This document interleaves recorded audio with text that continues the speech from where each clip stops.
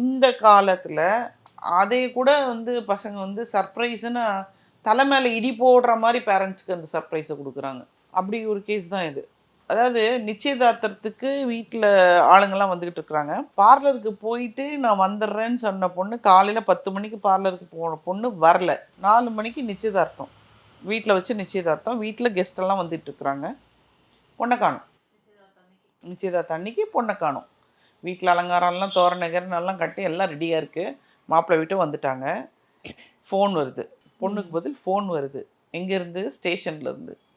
நீங்கள் உடனே வந்து இந்த ஸ்டேஷனுக்கு வாங்க அப்படின்னு சொல்லிட்டு ஒரு ஸ்டேஷனோட பேர் சொல்கிறாங்க.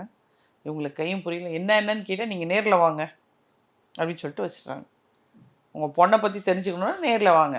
கிளம்பி ஓடுறாங்க. ஓடுனா அங்கே பொண்ணு வந்து இவங்க கண்ணையே நம்ப முடியல. ஏன்னா இவங்க ஐயர். பொண்ணு ஐயர். ஆமாம். பொண்ணு வந்து புர்கா போட்டுக்கிட்டு நிற்கிது. அவங்க பொண்ணான்னு அவங்களுக்கு டவுட்டு பார்க்குறாங்க. ஒன்றுமே புரியல. அதாவது உங்களுக்கு கண்ணை கட்டி காட்டில் விட்ட மாதிரி ஆயிடுச்சு உங்களுக்கு.